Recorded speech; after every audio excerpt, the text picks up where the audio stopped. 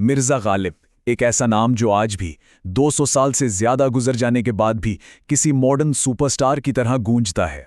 तो सवाल यही है, आखिर क्या है गालिब की इस टाइमलेस रेलेवेंस का राज? ऐसा क्या है कि 18वीं सदी के एक शायर आज भी एक कल्चरल आइकॉन है?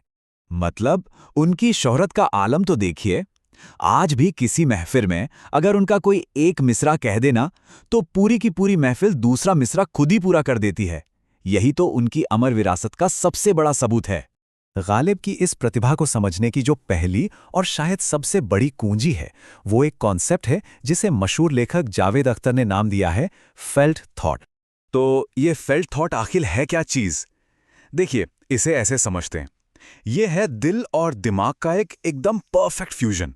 मतलब गहरे जज्बात और साथ ही तेज लॉजिक और इंटेलेक्ट। अक्सर क्या होता है कि शायरी या तो सिर्फ दिल को छूती है या फिर सिर्फ दिमाग को, लेकिन गालिब की कमाल की बात यह थी कि उनकी शायरी इन दोनों का एक बड़ा ही पावरफुल और अनोखा संगम है। और यही वो बुनियाद है जो उन्हें इतना असरदार और टाइमलेस बनाती है। चलिए इसे थोड़ा और गहराई से समझते हैं। वो शायरी जो सिर्फ जज्बातों पर टिकी हो, वो कुछ देर के लिए तो बहुत असर करती है, पर फिर उसका असर फीका पड़ जाता है।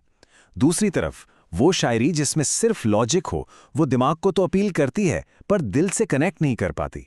लेकिन गालिब का फेल्ट थॉट वो दिल और दिमाग दोनों को एक साथ हिट करता है, और बस यही वजह है कि उसका असर कभी कभी कम नहीं होता। गालिब के जीनियस का एक और बहुत बड़ा हिस्सा था उनका नजरिया, जो अपने वक्त से इतना आगे का था कि लगता है जैसे वो भविष्य से आए हों।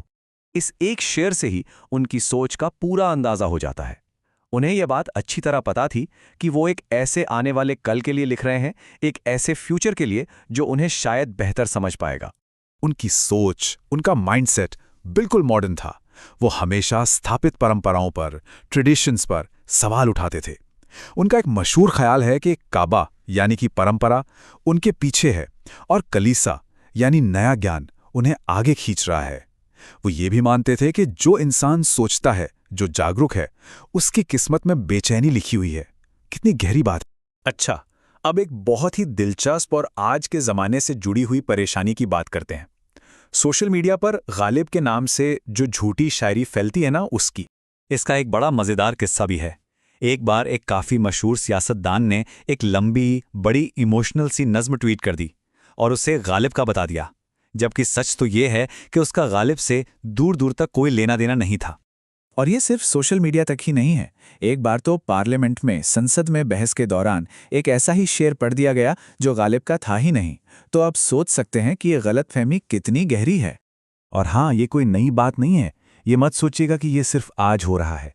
एक बार तो गालिब के जीते जी ही एक साहब एक बहुत ही खराब सा शेर लेकर उनके पास पहुंच गए और उसे उनका बताने लगे। तो ये मसला बहुत पुराना है।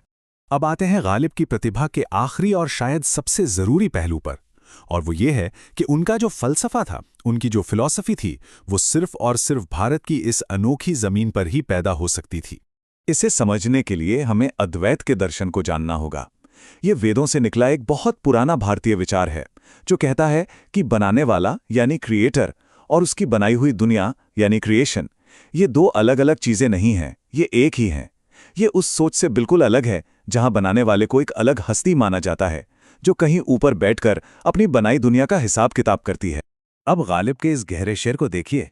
वो कहते हैं, न था कुछ तो खुदा था, न होता मैं तो क्या होता। सोचिए इसके बारे में। न होता मैं तो क्या होता, मतलब अगर मैं न होता तो मैं खुदा होता। ये जो ख्याल है ना, ये कोई आम ख्याल नहीं है। इसकी जड़ें पूरी तरह से अद्वैत दर्शन में हैं। तो गालिब की शायरी असल में क्या है?